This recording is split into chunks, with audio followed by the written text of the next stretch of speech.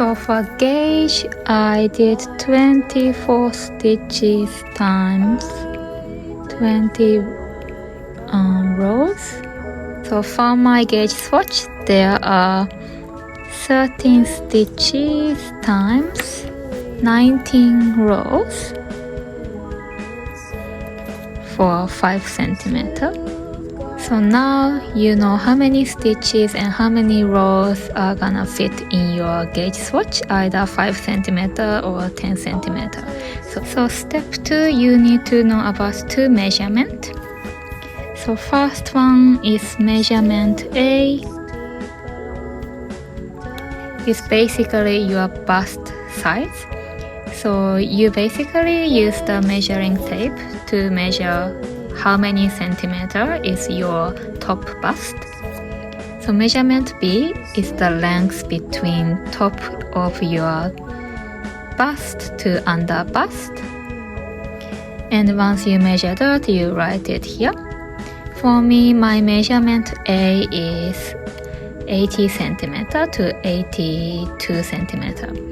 And as cotton tends to be stretched over time, I just assume it's 80 centimeters. For measurement B, you can always choose because we're gonna work on this top from top down, and you can wear your top as you knit. And then if you wanna add more length before you move to the ribbing part, you can always add more centimeters. And if you want shorter top part, then you can definitely just stop before moving to the ribbing part. So it's this simple. So now you have both gauge swatch and your measurement. Now next step. Now we know our measurement and our gauge swatch. And next thing we have to do is we have to figure out how many stitches we have to do for cast on. For me, first thing is we have to calculate how many stitches we need for 1 centimeter. To do that, whatever your gauge swatch is for the stitch, which is 13 stitch for me, and divided by 5 centimeters. If you did 10 centimeter swatch, it should be 10 instead of 5. And for me, it's 2.6 stitches for 1 centimeter. And as we are working on this project from top down, we're gonna start from here and we're gonna move to this way. And for that, we need to have 80 centimeters for my project. So for me, it's 2.6 times 80 centimeters, which brings it to 208 stitches. So this is the cast on stitches that I have to do. One thing you have to note that is you should have even number for this cast on stitch, because we're gonna do the ribbing after this bust part, and ribbing needs to be even stitches. So just note that if you get 209, for example, just change it to 208 or 210. So once you have your cast on stitches, let's get started. So now we're gonna start cast on. I'm using long tail cast on, which is the most basic cast on method. If you're not sure how to do it, I'm gonna leave the link for this cast on down below so you can watch that. If you already know how to do it, you can cast on.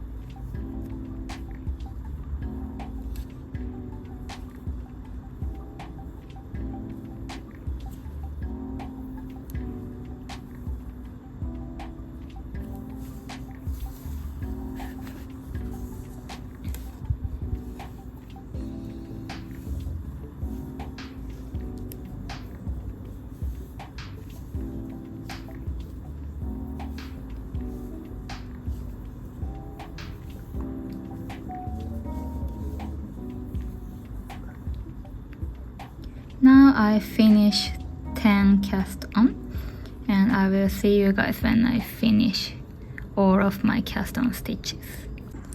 Now I finished cast on 208 stitches. Once you finish cast on, you have to connect your work in round. You have to cast on one more stitch.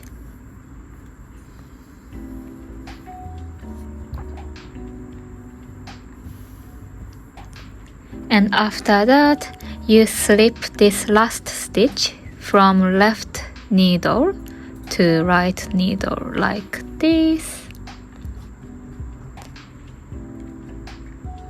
And after that, you slide this last cast on stitch that we just did over this slipped stitch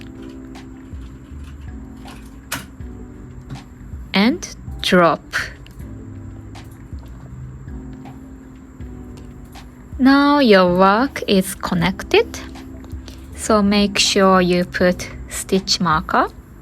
And from now on, we are doing knit in round until you reach measurement B. Or anytime you're not sure, you can transfer your work to scrap yarn or yarn holder and try it on to make sure it is the right fit.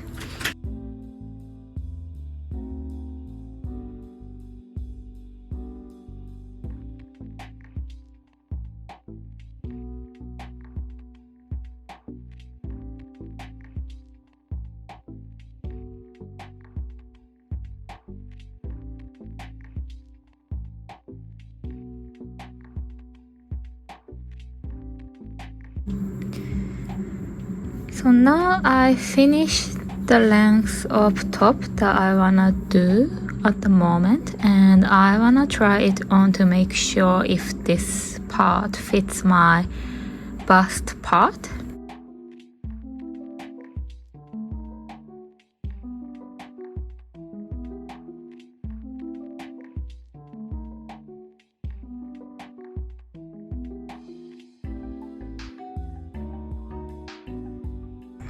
Okay, now I finish stockinette stitch until I reach 16 stitches. And now we're moving on to ribbing. So once you've done the row, slip your stitch marker. Nothing new, same as before. And you knit one stitch. For the second stitch, you're gonna do purl.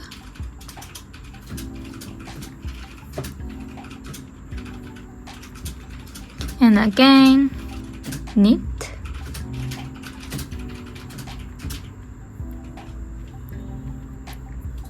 And purl.